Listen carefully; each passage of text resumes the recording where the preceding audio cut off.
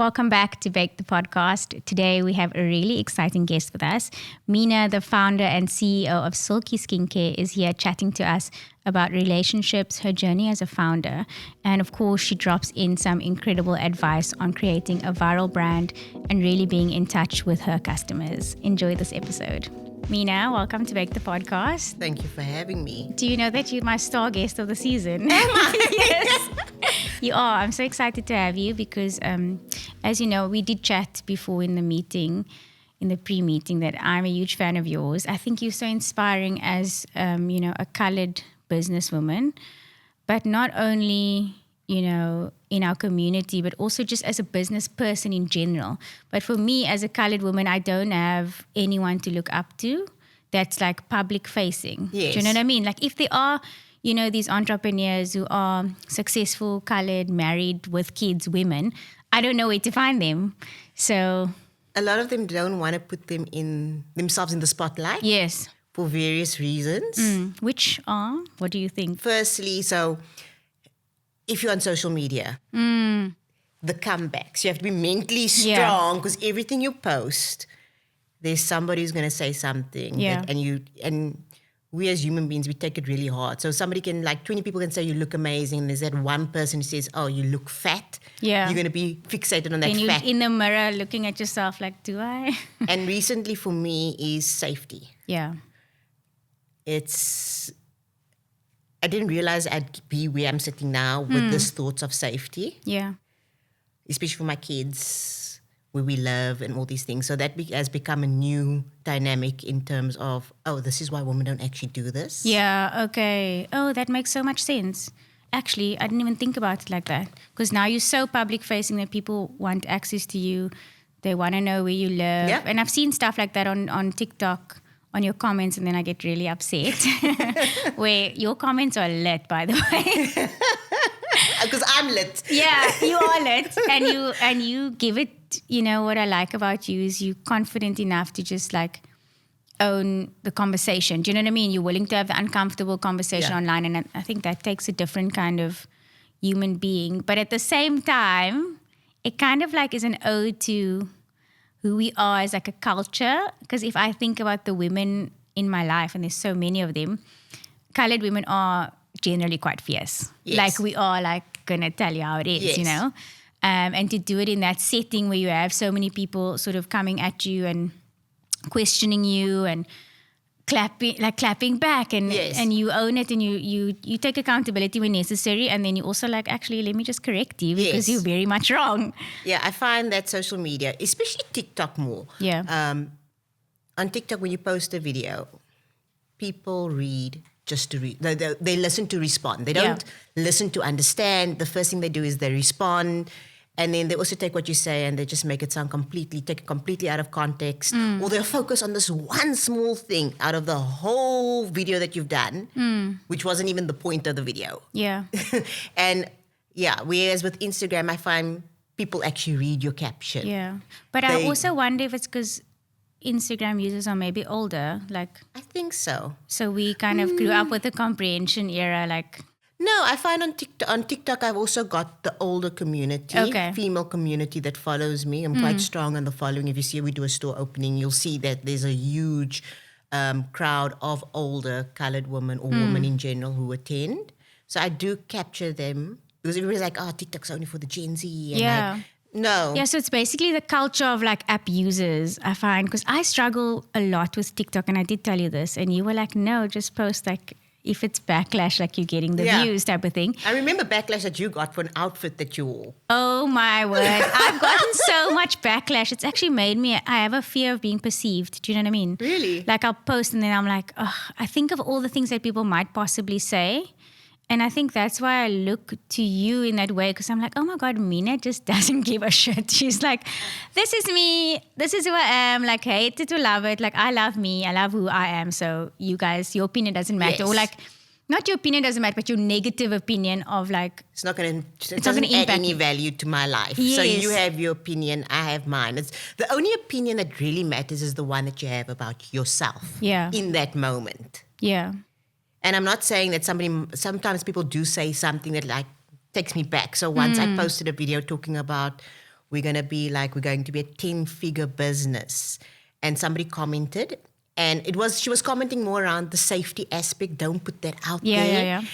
And then I went on a rampage, like, why do I always have to be so apologetic for doing well in my life? And if you look at other communities, when they see things like this, they like cheer you on. So I just like, sometimes I come from the back. Yeah. And sometimes I don't read to comprehend what the comment is saying. So it's a weird balance of, do I really want to respond back or just let it be? Yeah. But I know when it comes to Silki, like you're always going to like defend your brand because you know you've got a good thing going, like you know your product's good. So if people are making claims, like I remember, I think one of the videos I saw of you is when someone was saying, oh, like you're selling skincare but you have Botox, and then you were like educated that person, like actually the two go together. Yes. Peels. People were like, well, how can you have a peel? I'm like, girl, do you think those Hollywood stars look the way they look? It's part of like having a peel is something you should have every 2 to 3 months. Just a general, having a facial. Doesn't mean your skincare isn't working. It just means you are allowing your products to actually penetrate better and get better results from the hundreds of rands that you're spending every month on that skincare. So is it easier for you to then talk, you know, because I see with your TikTok, for example, there's an element of people coming at you for your personal life decisions, you know, whether it's like the kind of house you have or what color you paint your walls, or I love it actually. how you parent, or like whatever. Or is it easier for you to defend yourself in the personal capacity, or do you find when it comes to Silki and people criticize Silki, then it's like, okay, cool, I can take this on much easier because I know my product is, you know, speaks for itself? Not actually, it's the same. It's literally the same. And I think that comes from knowing who I am. Yeah. And the way I parent is the way I parent. The color of my wall is my preference, is what I like. I'm not going to be apologetic for the things that make me me. And the same way with Silki, where I've had comments, oh, you use cheap ingredients. I'm like, ugh. And then I'm like, people just don't know. I've been to your factory and I see, well, not your factory, your offices. Yes. I'll give you a tour because we'll be doing a whole lab. Yes, the new lab. Let you do a tour I really of that. want to come and mix something. Like, even if it's a lip balm. I just want to like be a scientist for a day. And I've seen how much effort you put into, I mean, we had a meeting about the podcast and you were like, wait, you need to try there's like a new thing that you're developing. You're like, come, and you took that opportunity to use us as like a testing pool. Yeah. So it just shows that you're very passionate about what you put in, and you could literally read to us like we have this serum and it's got this much of this ingredient that's so superior, and it's like affecting our cash flow because we chose an expensive ingredient. So I feel like having gone on the inside, I can see how passionate you are about skincare, and you're not skimping on it. It's not just a money-making thing for you. No, I mean, if you look at skincare as an industry, you're paying a lot of the times more for the marketing than you actually pay for the bottle. So you know that hyaluronic acid, you know those basic hyaluronic acids that you get? Yeah. It's the product in there is 3 rand at most. Okay, wow. And you're paying for everything else. But like 900 rand for a serum. And if you look at the ingredient, because now I can read an Inky list, I know the suppliers. And here's the thing that people don't know when people say, oh, you use cheap ingredients. I'm like, do they actually know that I'm using the same ingredient supplier as that big company with the O? Some of our ingredients come from the same companies that they get the ingredients from. Whoa. And the reason for that is there are ingredients houses that actually manufacture or make these ingredients, and they patent these ingredients, and then you get agents. So there's only specific agents in the country, like I'll name a couple of names like Savannah or CGP or Carson and Walker, and they've got like those ingredient brands or houses in their library, and you can only get the ingredients from them. So I'm using the same glycerine or the same hyaluronic as everybody else. Yeah. But I think people want to know, how is it so affordable, you know? And I think that's the thing that makes them doubt the product, because we're so used to overpaying for skincare. I mean, myself included, I spend thousands of rand on skincare, you know, because I'll go get a facial and then, you know, you trust the lady who's doing your peel or your facial, whatever, and she says, no, this is the best thing. And then you walk out of there spending 5,000 rand because you wanna look amazing. Yeah. And she's telling you that this is the best brand because, you know, Kim Kardashian uses the serum or whatever. And then you fall for it. Yes. As consumers. So I think knowing that, you know, your product is actually the same and you found loopholes to save on cost. There's no loophole on saving cost. It's like we all, at the end of the day, if I made a basic hyaluronic acid and they made a basic hyaluronic acid, keeping in mind we're getting the hyaluronic acid from the same supplier, we're getting the glycerin from the same supplier, we're getting the preservatives from the same supplier. Our cost, the only difference might come in packaging, manufacturing, marketing overheads. That's where it comes in. Okay. So we don't spend crazy money on influencer marketing Okay. because that saves us. Yeah. Because then we have to work that into like the product development of it, and when we launch, are we going to do this? We don't do crazy events because that has to be paid by somewhere. Yes. Also, our packaging, which people are like, oh, it looks cheap, it looks cheap. I can give you a 60 Rand bottle. But then you're going to complain it's more expensive. Exactly. Like somebody did a Google review where they were like, oh, I don't like the new packaging. And also they've upped their prices. And I'm like, by 10 Rand. Yeah. You're complaining about a 10 Rand. So we did change the packaging of our serum bottles. And it To was... the purple, is it the purple bubble? Yeah, it's like the nail polish bottle. Yes, the bubble, little bubble. Everybody says it's the nail polish bottle. And that bottle alone cost $30. Yeah. Our boxes, if you look at our boxes, we spend a lot of money on packaging. And then sometimes I'm asking myself, like, why am I actually making these boxes? Nobody reads the packaging. I love the packaging. I loved feeling the embossed Yes. name. Like, I'm the consumer that appreciates the packaging, but I also don't want to pay for the packaging. Do you know what I mean? Like, I get that, like, little dilemma that consumers go through. We want the best product at the cheapest price, but it needs to look pretty. And it's like, I guess you guys have found the way around, you know, cutting on marketing, like you said, to give the consumer the product that they desire on their mantle that works and that looks pretty enough. Like, it doesn't have to be like super high-end, you know, glass bottle or whatever is the more expensive one. So you've gone the less expensive route with, like, you know, this nice packaging. It is nice. Yeah. Without maybe, you know, killing us on the marketing or killing us on the expensive. And we use expensive, like there's a one hyaluronic acid, which is like more like Rolls Royce of hyaluronics, which is like, I think it was 30,000 Rand for 100 gram. Oh my God. I can't Those imagine are the what your kind of cash flow. ingredients that we use. Like the bakuchi oil that we use in our product is like 1 kg is like 30,000 Rand. Like I really don't skimp on The actual stuff inside the bottle. And then sometimes, so we're at chemists and they're like, oh, this is quite expensive. Like the end product's going to be so expensive. I'm like, how much is that? And then they give it. I'm like, no, that's fine, man. Yeah. Because these chemists also have been taught when you're working for brands or you're working for contract manufacturers, it's all about the bottom line. How much is going to cost you? And then I come in, don't tell me about the price. Tell me about the ingredients. Because I look at efficacy versus cost. Yes. I'd rather take a smaller margin, but give you the best product. Yeah. And that's why you have customers queuing outside your shop when it opens. I hope that's the reason. No, it's like a cult. Literally the Silki cult. Because when I'd first been introduced to your brand, it was Keper. So you were doing activewear that somehow magically sucked women in, right? Yeah. And my sister was like, I think probably such a salesperson for you and you don't even know it. But she sold Keper to me hardcore. So she was like, I think she bought me my first Keper legging and she's like, no, you need to, like your tummy, it's going to suck your tummy in. And then I sort of investigated the brand and then you already had a cult sort of following. So what I want to know is like, how do you build that sort of community? Like, what is it? Like if you could give someone who's out there who's starting a business and you've built two big communities of customers, like you didn't need an influencer marketing with Keper because your community sold your products for you. Like I'm saying, my sister sold your product. And then the same thing with Silki, because she introduced me to Silki and she sold it to me because she's a customer. So she was like, no, it's like really good. And she wouldn't let off until I tried something. Like she was just really selling it to me.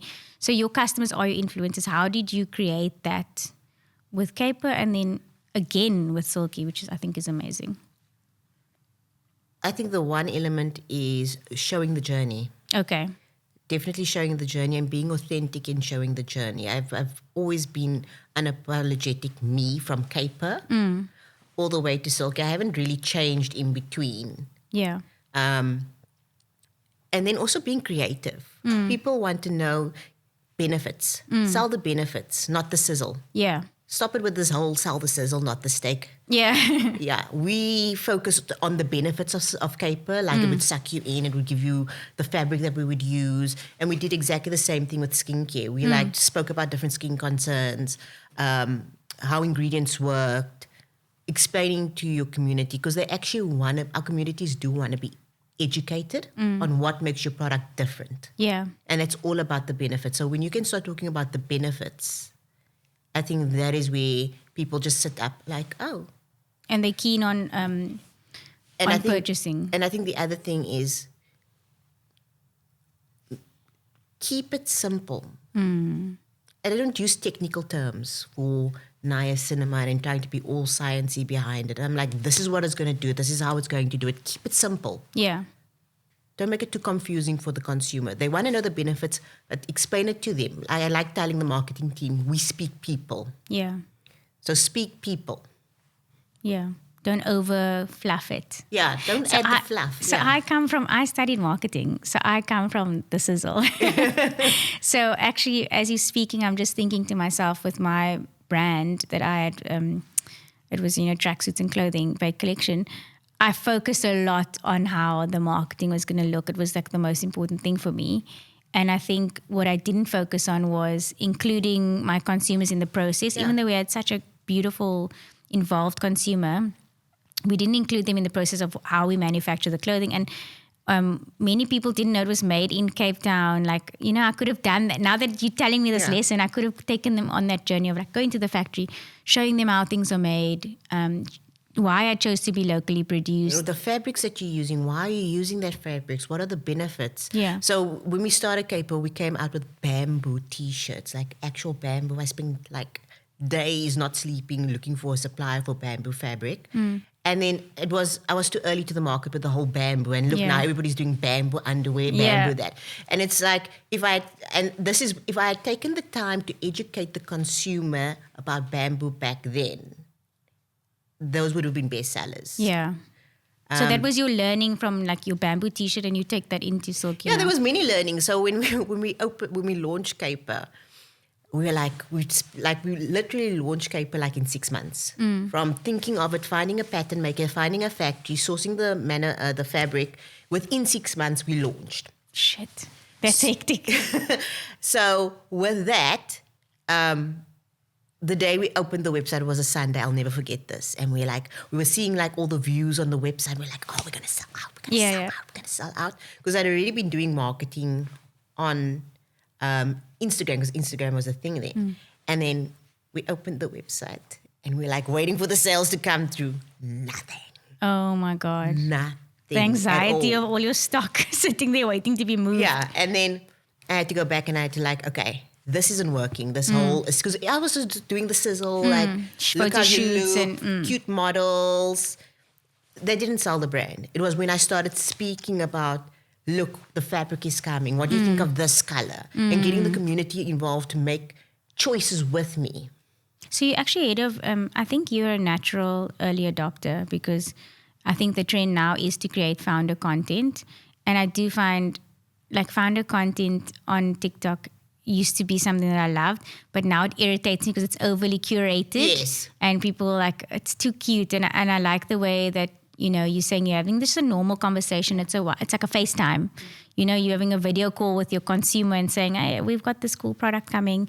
What do you guys think? Or what's your feedback on this? I love that. But it's also like having the balls to do that, I think is what makes, for my side, I think that makes unique, because it's very that it's ballsy. Yeah, it is ballsy. But I also had I think also the thing that I need to mention is I had no choice, because I was in a job that I hated and Martin was working as well. I wanted to start a business. So Martin was very much into the gym and I was with him. We would go to gardens every day after work because he was doing bodybuilding. So it was like a passion. So I had a passion for it, because I would go to the store, find these overpriced so just edit that out. Overpriced brands. Overpriced brands. Didn't fit me well. Didn't work well for my body either. Yeah. And then that is where it was born. But then at the same time, because I wanted to quit my job, which I did, Martin stayed in his job to support the family because I don't know, I would say he had a more stable job because I was like not having it. Like, in terms of like, I hated where I worked. I was like, What at any did you moment, do before? Advertising sales. Okay. I was going to walk out. Oh, so that's why you have balls. Yeah. Because that's a hard rejection. Job. Yes. Every day. Constant rejection. Constant rejection.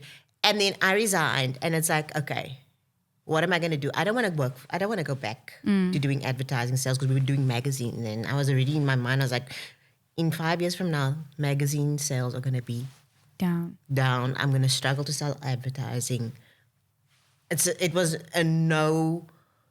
I had no choice. Yeah. It was either make it work or do something else or go back to work. And I was like, I'm going to make this work. So I was like, I put a lot of pressure on me to make it work. Yeah. But in that pressure or in that pressure cooker, I want to say, you found the like secret sauce, you know, Yeah. where it's like, okay, I have to sell my product no matter what. And you found your formula. Yes. And kind of translated that into Silki. Obviously, those of us who maybe we find Silki for the first time now, it looks like, oh my gosh, she's so good at this. But actually, there's a story behind how and you then, got there. like you were saying, I was like the early adopter founder.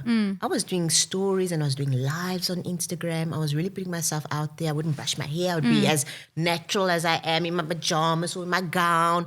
I mean, when I was pregnant with Dana, I was in this, my husband still called it my batjas era. Because I was always in a gown and we were working from home. So I had all the seamstresses there and I would just be like managing in my gown. You had and your I showed seamstresses that. in your home? Yeah. Were they making this clothes in your garage? Not in my gap. Like, so how it came about that Keper ended up having its own factory was we did a first production run, amazing quality. Okay. Second production run, the quality started going down and down. Oh, no. And then by the third production run, I will never forget this, we had put the leggings on pre-order. Okay. The fabric arrived, we sent it to our CMT. The CMT then cut the fabric. So it's something that people don't know, that there are grains in fabric. So there's the right way the grain needs to run and the wrong way. They cut the leggings along the wrong grain. So your fabric's toast? Toast. Oh my God. Toast. And we're like, oh my God. I remember calling 300 people, everyone explaining the situation and apologizing and like, I can give you a refund. And everybody your sales said expertise.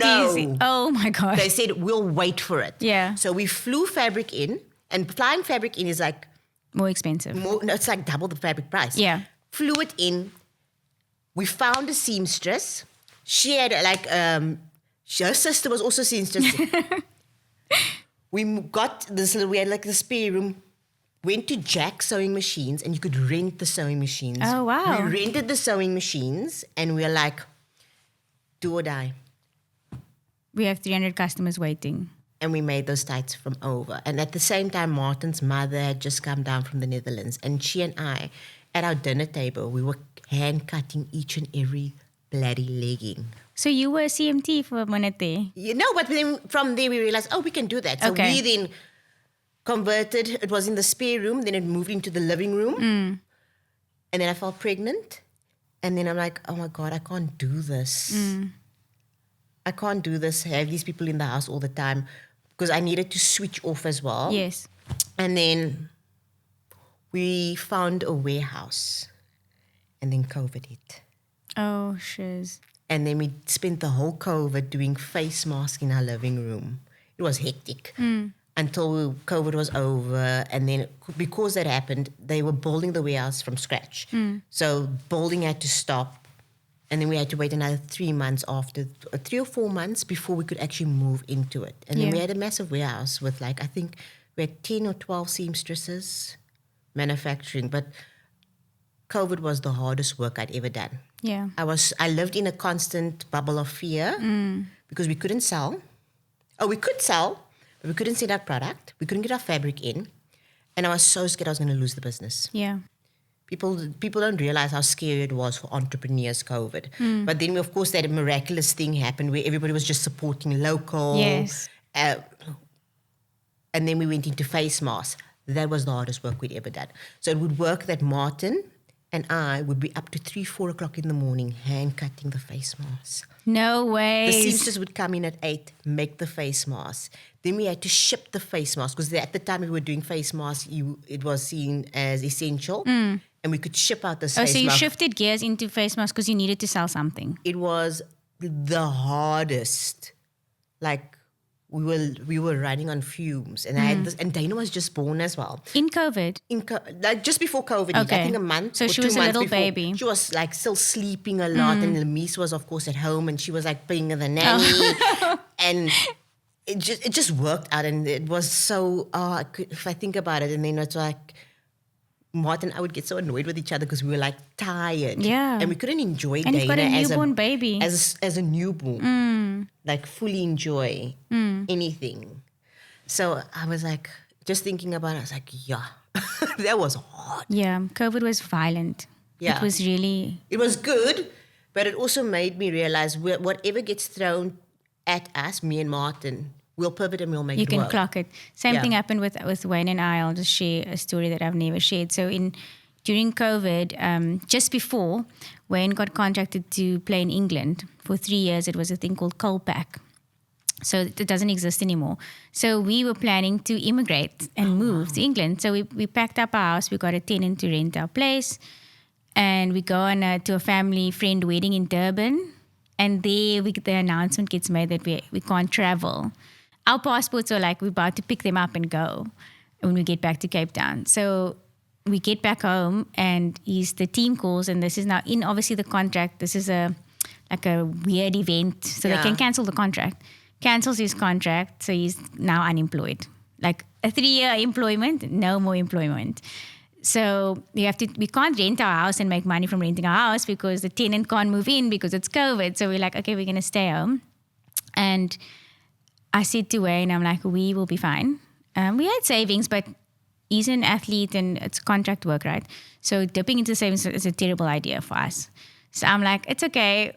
I'm going to work so hard as a content creator because I just figured none of the ad agencies can make ads because they can't go to work. I can make ads in my house. I have a camera. So I literally just like emailed every single brand I know, and I'm like, I can make ads for you. I can make ads. Like contacting people, and I've never been again so busy as I was there. But that's like that desperation moment. Yeah. And Wayne, in COVID, we had been married for a few years. He couldn't cook at all. Like he was just a horrendous cook. He could only make like baked beans on toast, like the most disgusting meal for me. Couldn't even make an egg. And I just said to him, like, the one thing you're going to have to learn in this next year or two, however long we're stuck like this, is you're going to have to learn to cook because I'm working my ass off and we have a little baby. So I think Khalid was like 1.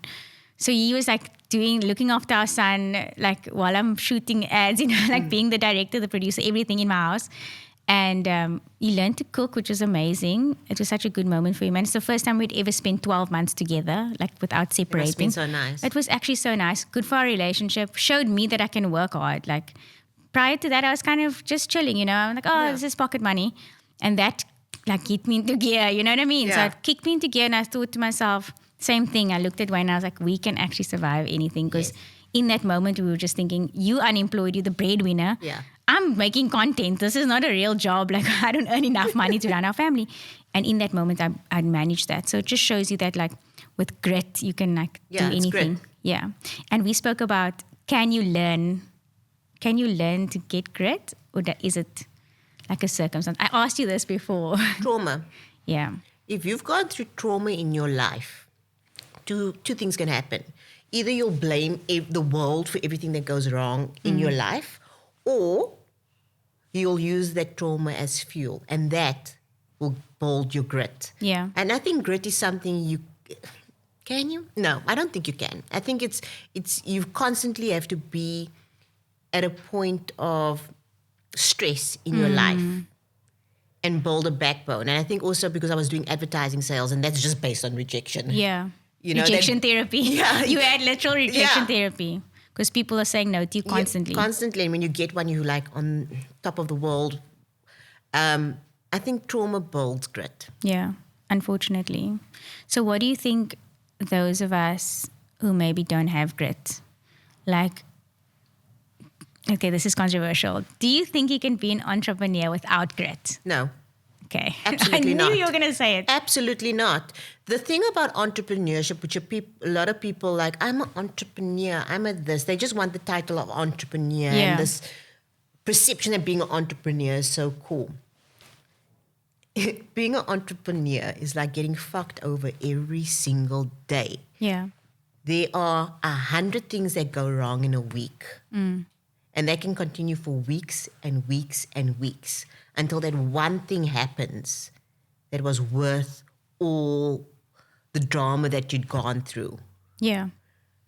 So, and the only way you can sustain that kind of trauma and drama and rejection is by having grit. Yeah. You know what, my sister, she lectures at UCT, and she was saying to me, like, we were just discussing this other day, and she's like, I love having a job. I love working and getting a salary. Like, I don't want to go through the pain of being an entrepreneur. It's painful. And it was interesting to hear because she's 6 years younger than me, and I feel like my generation, we maybe like desire entrepreneurship. You know, it's something we aspire to. More of my friends want to be entrepreneurs and want to work in a 9-to-5 job. Then I look at someone like her, she's like, wow, you know, I don't want to experience that. I don't want to go through that pain. I actually want, you know, a more controlled and structured life. And I think that we don't talk enough about the difficulties of entrepreneurship, especially in a South African context, you know. It's not as easy. We're not living in America, you know. Yeah. In America, Silki would be on top of the world now. I'd be like, I'll get brand deals because in America, that's also for my style of content where it's very raw, open and honest. Yeah. Like Leo Skeppy. I don't know if you know who he is. You need to watch him. He's like this butch gay guy, but he's so cute and so fun. He's like me. We're just like, fuck. Like, you know, look at Michaela. I'm sure you know Michaela. Yes, I know her. They use the same words I use, but the thing about South Africa, it's still very conservative. And it's hard to make money here. It just is, I think. No, I don't think so. So Martin, of course, he's Dutch. When he looks at it from a Dutch perspective, comparing it to the Netherlands, South Africa or Africa as a whole is so undeveloped. Yeah. The only thing that you can start the same business as the guy next to you, but where you've got to change and make it better is customer service, because that's something that's lacking here. It's the small things that you do. Yeah. Like you would never go back to the Netherlands because everything has been done there. Yes. There is no more opportunities. No options, yeah. Yeah, either you're going to be an Elon Musk and decide you're going to travel to the moon. Yeah. You know, space travel, living on Mars, like a thing, and be really unique. Where in South Africa, it's an open playing field. Yeah. And I think we as South Africans don't realize how open the playing field really is. Well, now that you're saying it to me, even I don't think I viewed it from that lens. But I suppose you have exposure to sort of the inside of another place because your husband is from a different country. Yeah. You're able to like make a more well-rounded judgment of it and say, actually, it's much better here. Yeah. Like there's more opportunity for The me. digital nomads, and they're not coming here because it's cheap. They're coming here because there's so much opportunity to do things that other people haven't done or thought about or too scared to do. That's why they're coming to South Africa. Yeah. They're not coming for our properties. Yeah. They're coming for the opportunity South Africa represents. And I think you spoke about fear, and I think as South Africans, maybe we are fearful to take that risk because we come from a place of like survival. Yes. And generationally, you know, we're in survival mode, and we learn it from each of the generations above us how to survive and how to be sort of anxious around taking a risk. Yeah. And I think what's so special about you guys is that you took a risk. And I know you say you had no options, but I'd like to like sort of challenge that. Like, yes, you had no options, but you also had. For a lot of people, taking a risk isn't an option. Yes. They'll rather sit in the uncomfortable job, right? Because it's like that's more sort of stable. And I don't want to toggle with the possibility of my idea failing and me having to start again or, you know, pivot. So for me, just taking on what you're saying, I'm thinking, if I were a single mother, I wouldn't have taken the risk. Okay. I would not have taken the risk. Because then I'm putting my children first. Yes, okay. I got you. My needs, my wants. But luckily for me, I have a partner that was like, you can do any fucking thing you put your mind to, Mena. Let's do it. Although he's also the finance guy. Yeah. So I have to like, I have to sell him, I have to pitch him, I got to sell him the vision that I have. And he's like, how much is it going to cost? Yeah. I'm like, I don't know, but here's the numbers. You figure it out. I know that you said to me as well that you sort of, the ideas generator, you've got the ideas, the concept. Yes. And Martin does reel you in. So Yes. what role does Martin play in the business for those who maybe don't follow you guys closely on socials? Finance. I don't think we would be where we are without his financial knowledge that he has. And a lot of people think that we started Keper because, or we started the business because Martin's rich. Martin's mother was his high school janitor. She was the lady that cleaned the bathrooms in the very school that he went to. His father worked in a factory. Martin when he finished school, he ended up working at the same factory. The only thing that happened is, he traveled to another country and his eyes opened up and he's like, oh, the world is so much bigger than what I think in Middelburg. That's the place that he comes from, Middelburg. And his whole perception on the world changed. And then the entrepreneurship bug hit him as well because he opened a water sports because he was traveling the world for kite surfing. And his eyes just opened up. So the point is, without him, we'd be broke. Yeah. Is it because you are willing to, I want to say, spend whatever it takes to get what your vision is? Yes. And Absolutely. he has to kind of pull the rein, you like a runaway horse maybe, and he just pulls your rein slightly to be So even when I'm looking at ingredients for Silki, I'll come with that one ingredient which is ridiculous for 100 grams. He's like, okay, what's the benefit? Okay. Is there a comparable that costs less? So he'll look at he'll ask me those questions and then I'm like, no, there isn't. Or yes, there is. Let me speak to the chemist, see what they feel like. So he'll make me think out of the box. Yeah, out of the box, because I get excited about an ingredient. This is so amazing. Yes. And then he makes me think Okay. about it. He always does it. And it's like, even when it comes to packaging, Nishat, who's the brand manager, will go to him we want to change the packaging. And then he's like, we've got this and that and this is how many units we have. Could we look at it later on? Or these are the big events happening in the business where we have to funnel cash that way. Yeah. Can it wait till after? So I would have just done it. So he's almost like the planner. He plans everything. He's actually the CEO. He's the CEO. He does all the shit that I don't want to do. He plans. He needs to get all the systems in place. He gets the processes in place because I'm very disorganized in my life and he's very organized. So you're the fun. I'm no, not really. You're the vibe and he's the structure. It sounds like it. It sounds like he's the structure. Yeah, he is the structure. You definitely sound like the vibe. Yeah, I'm all over the show. I'm if I'm having a marketing concept, I'm definitely going to you first. Exactly. But now Martin has an idea that we're like, oh. And then you're like, wow, we can spend money. Yeah, we're allowed. Okay, yes. Or he says he comes out with one brilliant marketing idea a year. Oh, okay. Only one. That's all he wants to do. Have one. Yes. Then he gets his idea shown. How do you feel like you balance sort of your strength in your bold ideas and he's more structured? How do you balance those strengths in your personal and professional life? So, of course, most people who start businesses as couples, there are little things that push and pull. Are you guys able to balance that sort of thing where you go at work, he's like, okay, he's the finance guy and I'm the idea generator, or I do the ideation. And then at home, there's a different role. Is there a balance between the two sort of hats that you play? He's daddy daycare at home. Okay. No. So with Martin and I, we don't actually fight. We only fight about business. That's the funny thing. We'll go to war. We were ready to go when it comes to business when we don't agree. Yeah. And then we have we've got this group where we phone, okay, what do you think? And then we pitch our ideas and then we have to say why it happens and why we should do it. And then he's like, this is why I think it shouldn't happen. So it's a debate, really. It's a debate, but we can become quite verbal. And then I always tell the guys, don't work with your husband. Don't work with your husband. My word. But at home, we are so chilled. And I think it also comes down to the fact that we just get each other. We get each other. So it's we have the same vision of where we're going, but the route to that vision is different. And that's where we kind of disagree. But it's exciting, I guess. Yeah. Because, if you were perfect, it would be really boring, wouldn't it? And people take such offense where and also Martin didn't need me to change who I am. Yeah. Which was so important. And it's you just be you. Yeah. And he just be he. Yeah. And then like we've both got different likes. He's like very sporty, does like mountain biking. Oh, you all were this- saying he forces you to walk on the treadmill. Yeah, he's like, yeah, he's got like, we got this deal like, I walk on the treadmill in the morning and he'll drop the kids. If I Yeah. don't, then I don't get my coffee and I have to drop the kids the next So morning. he's also like low-key your personal trainer.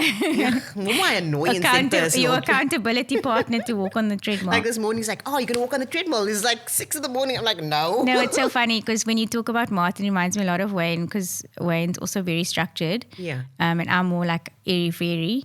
And he also believes in me. Like sometimes I'm like, because I think I've don't shared with you. understand why. Yeah, I've shared with you. I can be quite insecure. And he's definitely been like, just do it. Like just go for it. He thinks I'm so brilliant. And I'm like, what is he seeing that I Yeah. don't see?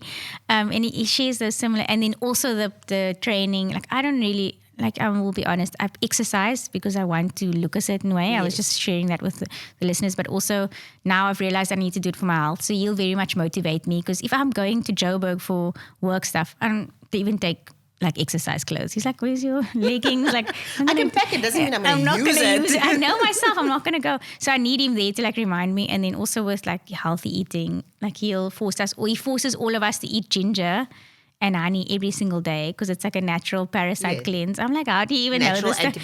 antibiotic. I don't even know. I just did like eat it because he's told me to. I'm just like, so I'm more fun. Like even my kids will say like, I'm the fun. Oh no, I'm not the fun parent. He's the fun parent. Really? Yeah. Oh, that's interesting. Yeah, because he lets Dana do anything. Yeah. Like if she wants to paint, she can paint. So he also grew up where his father was like a working man, worked in the factory. So whenever his father, like on weekends, he would like to help his father paint and his father would be like, no. And the one thing he said when Dana was born is like, whenever she wants to help me with anything, it's can. yes. Okay. So I suppose it's his kind of childhood trauma in a way. Yes. You always want to correct what you experienced, I guess. Yeah. And then like he's had her paint. He was painting the floor with black, like floor paint, and she wanted to help. You know how long it took to get that black off her? Oh my gosh. 2 weeks later, we were That still will trigger scrubbing. me. I don't know if I can handle that. It's almost too free for me. Yeah, but I also had 2 children before, so I Yes. also understood like this one was like, it's his first child.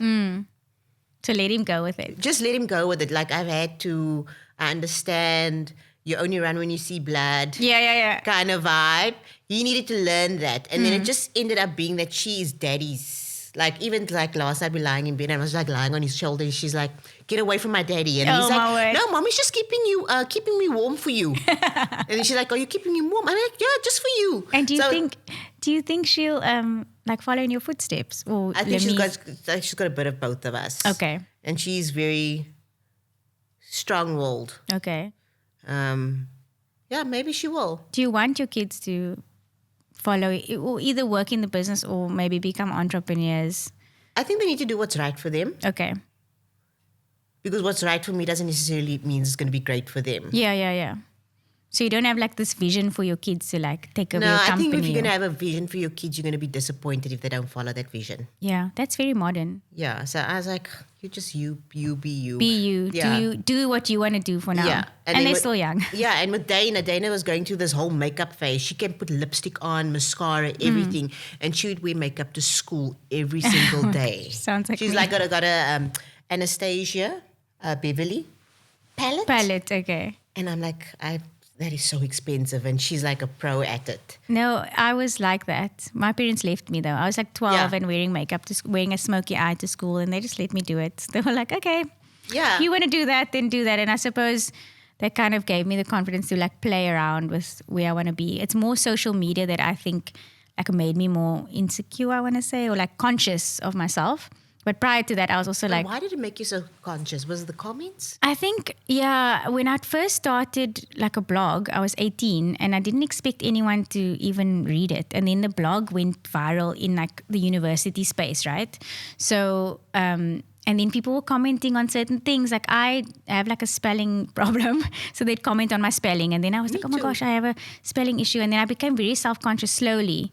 I think by the time I married Wayne, I got more attention because he's a famous athlete and then more comments and those started affecting me and I feel like I pulled away from myself. And now at 35, I'm trying to find out who I am again, like the core. and not like serving the audience. Do you know what I mean? Yes. Because I think I started changing who I am based on what people needed me to be, like whether they wanted me to like not wear nail polish or not to have hair extensions or whatever it is that they envision me to be, then I just change myself to fit the narrative. And it's so funny because I used to watch your content and I thought, oh, this chick is so bitchy. Really? Well, a lot of people say that. No, because I'm like guarded. Yeah, because you look very guarded in your content. You speak a very specific way. And I'm like, she comes across as bitchy. Yeah, so that's actually true because in the podcast, I'm more myself. And my management now, a lot of them, which literally upsets me when people say, I followed you in grade 10 or I followed you in grade 8. I'm like, oh my gosh. My audience. I've been doing this way too long. So one of my managers said to me, like, we didn't expect it to be so like chill on the podcast. Like I'm just myself. And I'm like, this is who I am. It's the first time I think that I've been myself in public. And that's why I keep asking these questions like, how are you so confident to just be you? And it's encouraging for me. You know, even you might think you're just making the videos because you're trying to sell your brand. But I think from my perspective as a follower or fan, I'm seeing it as like, whoa, Mena's really confident. She's owning who she is. Like maybe I can also do that. Do you know what I mean? Yeah. But in this setting, I feel safe. I don't feel safe on TikTok. I do not know how people feel safe to make content on there because the comments are just like, it's just rude. Like they'll find the one thing that you're insecure about on yourself And they'll pick on it. It's just like, Mine was my hair. And I was like, dog shit here. What you talking about? Like, I was never a hair kid. So if you look at me and my sisters and my siblings, they've got what we consider stale hair. Yeah. And I've got like, and as a child, I hated my hair. I literally hated my hair. Don't look at my hair. I would wear, like, they would go and like wash their hair and blow it out. Yeah. And me was like pigtails. And it was like, I had such an issue. I was actually jealous of my other sister because she could just stand in the wind and it would be straight. I was so jealous of her. When she was smaller, I would cut her hair. Just be spiteful. That's how much I hate. But as I've grown older, I'm like, my hair doesn't define who I am. The way I speak doesn't define who I am. Where I come from doesn't define where I'm going. Yeah. I share so much on social media the fact that I was married before. Yeah. I was a Nigerian. Struggling with my daughter's passport, all these different things, like giving advice, like speaking about, showing them my like, divorce settlement. And a lot of people, if they were influencer, I think they feel that they have to pretend that this is not their real life. And I know a lot of people do watch social media because they want it's escape for them. Yeah. But sometimes I can say something that can help the next person. Like when I was talking about my daughter's passport issues, the amount of DMs I had of other people going through the same thing and being able to tell them, this is actually what I did. Yeah. And this is how it works. So it's like, again, making an impact to living your life authentically, I think. Yes. And then also the fact that I was married before and I was divorced, etc. And telling them the pitfalls of like how I realized, hey, this wasn't actually meant for me. Don't marry young, babe. Don't marry How old were you when you got married? 21. Okay, wow, that's young. Yeah. I don't think I even knew like what I want to do with my life at 21. Yeah. Let alone choose like my forever partner. Yeah, he's not my forever partner for a reason now. Thankfully, thankfully you got out of there. But I mean, I think to make, your frontal lobe only develops when you're 25. Oh, mine's still developing. No, yours is developed.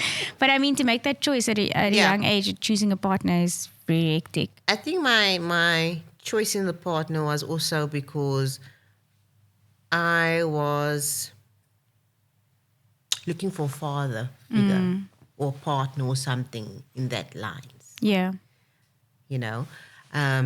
Someone to make me feel safe. And I think that's also why I was like, first guy that came along, gonna marry him.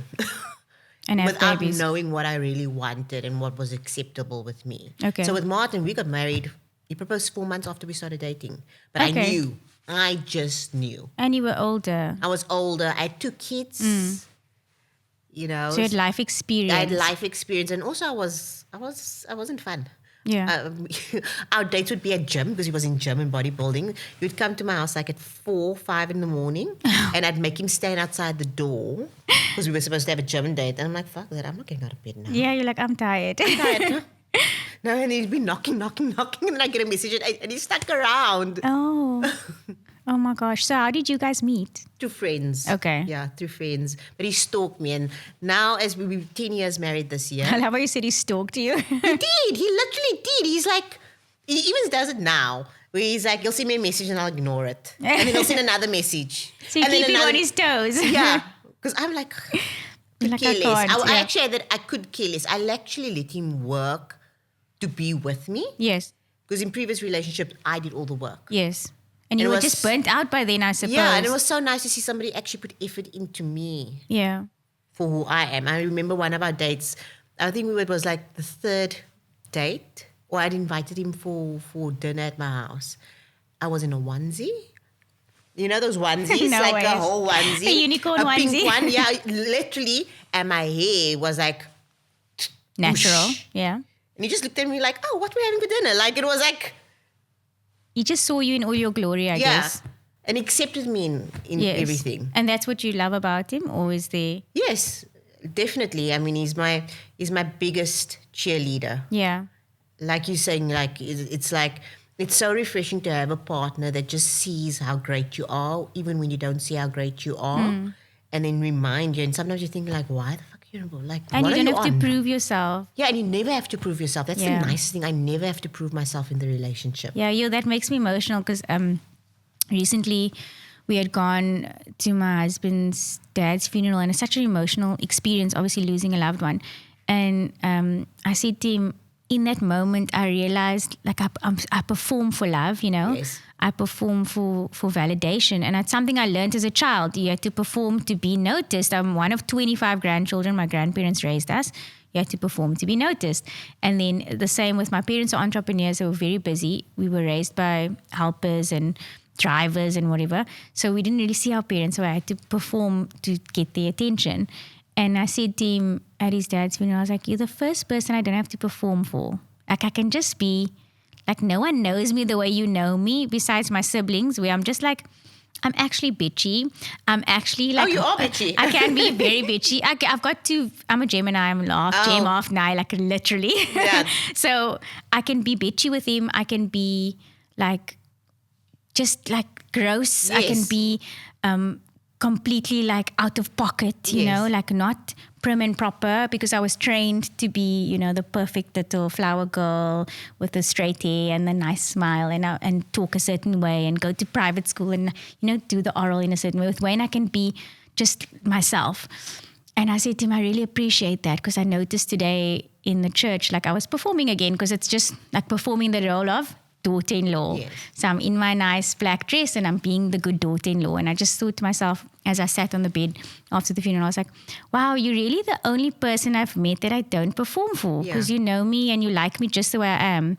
And I can have these like bold opinions that seem a bit like rude or, Yeah. you know, or I can tell you things the way I see it and you just accept it. And it's so beautiful to have that experience. And I think that when I give my kids advice later in life when they're choosing their partners, I will ask them, can you be yourself like you are at home with this person? Because then that's the person. That's the biggest thing. And also, what I also like about Martin, he'll call me out on my bullshit. And I think that's also like, he'll have that moment where he'll call me out on my bullshit and I'm like in that mood where I'm Yes. like, I don't care what you say, I'm right. Yeah.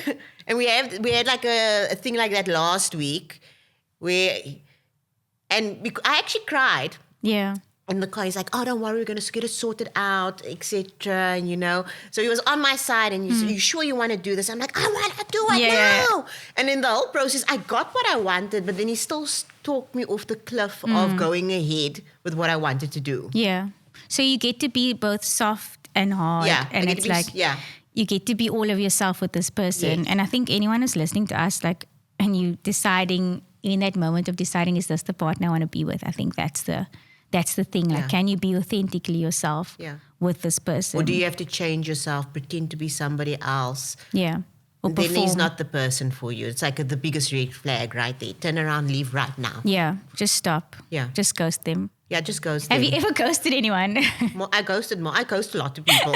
Like, even at work, they'll send me messages, I'll blue ticket, and then I don't respond back. Like, I can't with this day. I also I do have, it to Martin as well. I still do it to my children as well. yeah, I have a little ghosting disease. I didn't even know it was a thing. And then recently one of my friends were like, yeah, you just stop communicating. Yeah, and then people like take offense to it. Yeah. Like- but my friends know me now. They Yeah. know that like it's because something came up. Like I'm not trying to ghost you. Or I just don't want to deal with this right now. Yes, that's also the other thing. You either don't want to deal with it or you have to think about a response Yes. on what that. Like you can't just respond on the moment. Yeah, and I definitely ghost my husband. He was complaining the other day that when he goes on cricket tour, I don't speak to him. I'm like, because you're working. What must I do? Like when Martin he's going to Lesotho, but whenever he goes to Lesotho, they ride bike, then I don't send him a message at Yeah. all. Then he's going to phone me, are you okay? Yeah, it's like, are you alive? Are you well? I'm the exact same. And then the other times we speak a lot. He's got the friends that he goes, and they're like, we would message each other back and forward, and they'll ask, is this like, are you messaging about work? And he's like, a little bit of work, a little bit of other things. Yeah. Like it's so wild for like, they like 50, he's like 40. It's so wild that we like communicate Constantly. as Yeah. well at times. Yeah. I don't know. I don't think I'm very good at like communicating with like close people. I almost feel like they should know that I'm not Yeah. I'm not ready or I'm not available. Yeah. It's more like random people that I'll be in constant comms with. Really? I'm actually learning to just separate I was just talking about creating rings where I'm like, this is my circle and these are the people I should worry about. And then everyone else I need to like put boundaries up, you know? Yeah. Because like if you tell me like, oh, you've just had a baby, then I'll phone you every day. And we've only Really? met twice. Like I'm like, hello, are you okay? Like what's wrong? Like, are you breastfeeding? Do you need to get milk? Did you try fennel tea? Like I'm known as like the postpartum friend because I'm literally like phone mothers and like, Oh, wow. but then with my own close, like my board of directors, my close friends, I'm like, you know, ghost to like disappear. But they if also you- know you. yeah, they do know me. They're So like they'll know something's you important. ghost, and they know you'll reach out when you need them. Yeah. And you need them to like basically come together and shield you from Yes. whatever's happening in your house. 100%. But I'm learning also not to include everyone in everything. Like that's I need to learn that. yeah, that's a big learning for me. Like in this next, I want to get it right by the time I turn 40. Like But not what do you everyone's a best mean friend. that you don't want to include everybody in everything? What does that actually mean to you? So for me, I don't make decisions on my own. Yeah. Like I'll make decisions and consult constantly. Like I'll phone my sister, I'll phone my best friend, my husband. I constantly need to be in consultation with other people before I decide what I want. It can be a simple thing like, should I write a book? Yeah. I won't think about like, do I want to write the book? I'll phone everyone first and ask what they think. So I don't know if it's a middle child syndrome thing, but I'm learning to now trust myself. Like not everyone needs to be included in my decision-making process. So I do exactly what you do.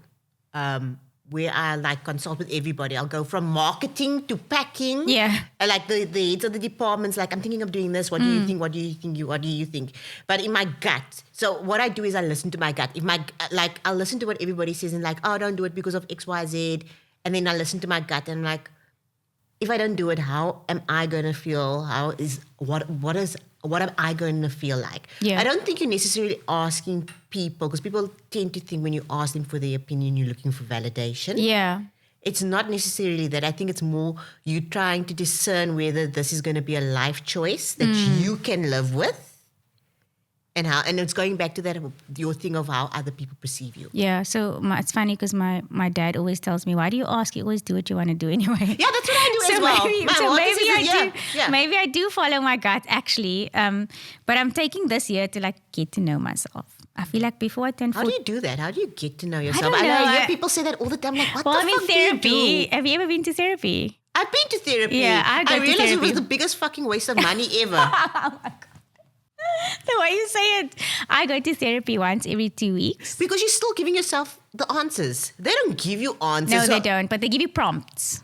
No, but what, like, so how did it make you feel? Like, couldn't I just give us like a cheat sheet? How did that make you feel? Were you angry? How would you handle that if the roles were, like, those are the questions they ask you. And then, like, couldn't they just give us like a cheat sheet and like you write down, they ask you A the question. worksheet every yeah, night. Yeah, and then you just use that worksheet every time something happens, and then you can put yourself through therapy without Yeah. paying that price. Maybe you could do that or use ChatGPT. ChatGPT is pretty good. But I love therapy because I've been going for years and I go every 2 weeks and it's an hour. And she asks me questions that I wouldn't normally ask myself, and no one around me asks me, right? And then So do you take notes of that so that you can ask yourself yes, later? yeah. So it's more like coaching, I would say, Yes. even though it is therapy. So I'll tell her like what my goals are, and I said my goal is to like get to know what my core values, like my gut is, because I feel like I'm torn between things. And she'll ask me questions about like my childhood, and I'll know where certain ways of thinking comes from so that I can adapt my thinking, like my lack of boundaries. Like it took me like maybe 5 years to build boundaries with like family members and even with my husband, where I'm just like, no, I'm actually not cooking every day. What the F? I hate it. Like I can't do it. So now I cook 3 times a week, and that's for me. But like even me saying that to him, it was so hard to say it. And Really? You're a pleaser? I'm a people pleaser, yeah. I was raised to be one, and I was raised by my grandmother to be a good wife. And what that means to like her generation. Especially colored generation. Yes, it's cooking, it's cleaning, it's looking after the kids, smelling nice, looking beautiful, being sexy, like the whole thing. And it was just exhausting me. Yeah. So through therapy, I learned that I don't have to do that. And also Wayne's given me permission by not, like I said, not needing me to perform. But I've learned to kind of develop my own personality. I need therapy, but I don't think everyone needs it. You know what I mean? Therapy was useful for me because I had a very combative relationship with my mother. Yeah. And I couldn't understand her life choices for a long time. And then I realized through therapy, I don't need to understand her life choices. She did the best with what she had at that point. 100%. Like And then when I realized that, and I also realized my kids are always going to be, because when you become an entrepreneur, you spend so much time doing non-mommy things. Yeah. Like I miss so much soccer. Yeah. Like there were so many things that I regret. But at the end of the day, it needed to happen for me to get to this next chapter. And I felt so guilty about it. I do still feel guilty about it. But I've also accepted the fact that's the things that I needed to do to get to where I want to be. Yeah. So therapy has also helped me forgive my parents my parents are also entrepreneurs. And we spent a lot of time being raised by other people. Even though my mom gave us an idyllic childhood until we were about like 10. She was very busy working, and she tried her best, and she did. She was an amazing mom. But then I had all this resentment about my teen years. I didn't have like my parents there. Like for my parents didn't know what extramurals I did. They just like the driver dropped me and whatever. And then in therapy, I was able to reframe that because I realized like I had these really beautiful other people around me, like our driver that drove us to school every day was like really close to me, like he knew everything about me, and it was so nice to have this beautiful relationship with a stranger and a safe older stranger, like an uncle. Yes. And then having those beautiful relationships with my grandparents, not all of us get that opportunity. Yeah. So it almost taught me to like reframe the picture I created in my mind, because I was in that state of neglected and like abandoned, neglected, and like dealing with like all this pressure of like trying to get my parents' attention constantly, which is probably even why I started this career. It's like that constant need for like my parents' attention, you know what I mean? And then through therapy, I learned to kind of reconcile that and like forgive my parents and realize that they actually did a very amazing job. Yeah. But up until I'd gone to therapy, I didn't think that. I was very resentful, and like I would constantly accuse them of stuff. I'm like, you didn't know that I had anxiety, and then I was so accusatory towards them. And now I've learned to like forgive them, and like I need to kind of forge my own path outside of. Otherwise, you rest in your childhood, and you're like so angry about those things, Yeah. And our kids are going to feel that way about us too. Yeah, and that's what I realized. They're going to feel that exact same way. Maybe we were present, but not present enough for them. Or maybe too present. And too present, helicopter parent. Yeah. So there's always this balance of what is too much, what is enough. Like the other day, I was at the hairdresser, and there was this woman there with her daughter, and her daughter was getting like she was like, I think 9 or 8. And the way them, oh, Pookie, that is so nice. Da da da da. Like using my butterfly, like all these words, and I'm like, and I said to him, like, I wish I could have that. Yeah. Kind of. You like the way she was communicating, but that's not me. Yeah.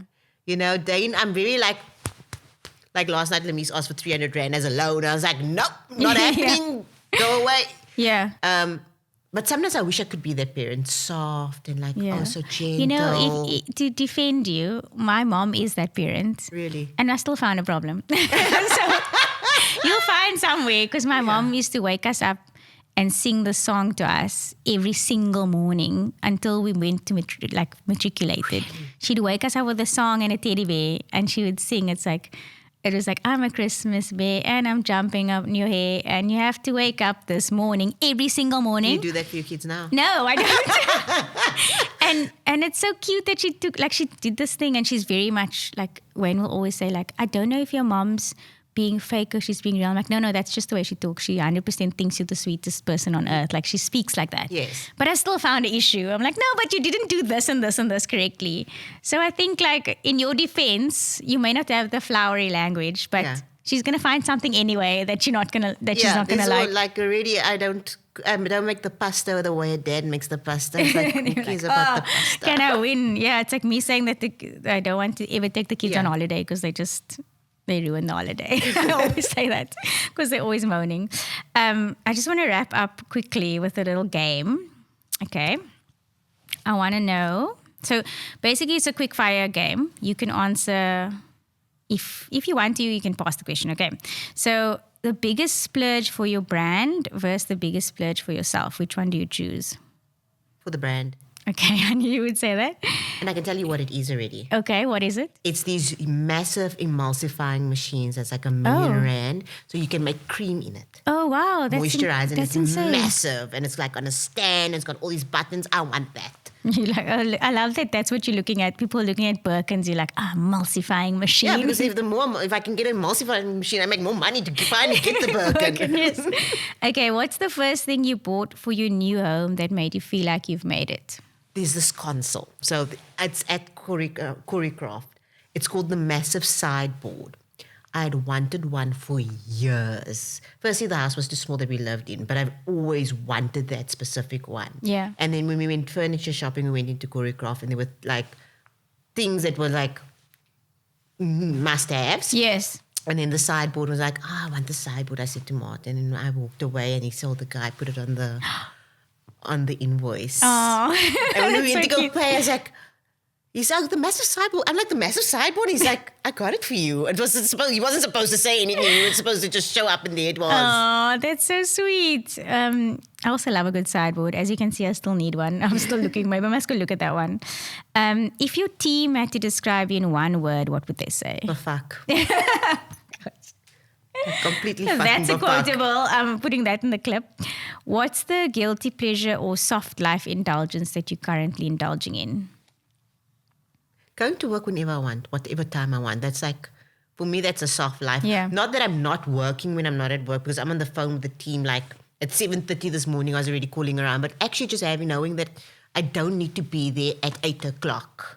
And that's also a journey that I've had to come to, because before everything was on me and Martin, and now we're building teams, and there's HODs for the departments, and knowing there's other people that can actually do those things. And trusting your team. You built a good team. Yeah, trusting the team, building the team, allowing them to just do what they were employed for, because I used to be like a helicopter boss.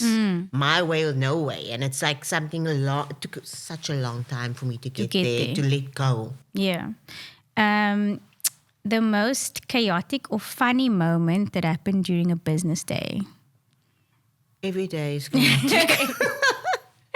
What's the most fun thing that, like, there's so many moments during the day that are fun. And then it's like we have a laugh and then we work. So it's like every day is a joy and every day is also a nightmare. It's like all wrapped up in one. Your business is a Gemini. If you could only keep one Silky product forever, what would that be and why? I want to say sunscreen. Okay. However, I'm busy testing this new product, and I was like, is it stunning? You just can't wait. I've got it on now. If you can see the glow, it's besides the makeup, it's actually bringing the glow out more. And that was like, I can't wait for that to come out. So that's the one that you would not be able to live without now? Now. Okay. And that changes every time we come up with a new product or something. And there's some products that come out and I'm like, oh, we could have done better, you know? But then also it's not for my skin, and I test everything. And I'm like, so I can't really say like, we've got another product coming out, which is an oil control product. I can't say I can't live without it because I don't have oily skin. Because you don't have oily skin. I need that. Okay, so one thing that your TikTok followers would be shocked to know about you. I only got my driver's license in, I want to say March. This year. Oh my goodness. In my defense, The boss bitch can legally drive, y'all. I can legally drive, but I was legal anyway, off and off legal, because every 2 years I would just go renew my learner's license. Congratulations on getting your driver's license. I'm so I was happy for driving you. for years ago. Just on my learner's. I'm so happy that you're legally driving without a passenger in your car. This is so nice. You can now solo drive I yourself can to solo work. drive myself and to unlearn everything. Mena, thank you so much for coming to join us today. You gave us so many nuggets, and we hope to have you back soon. Thank you for having me. Thanks so much for tuning into the podcast today. Don't forget you can find us on Spotify, Apple, and YouTube, and of course, Instagram and TikTok. I really want you guys to dive in today. Let me know in the comments what you thought of today's episode and what was your favorite takeaway from what Mena and I chatted about. I was definitely inspired today, and I hope you guys were too.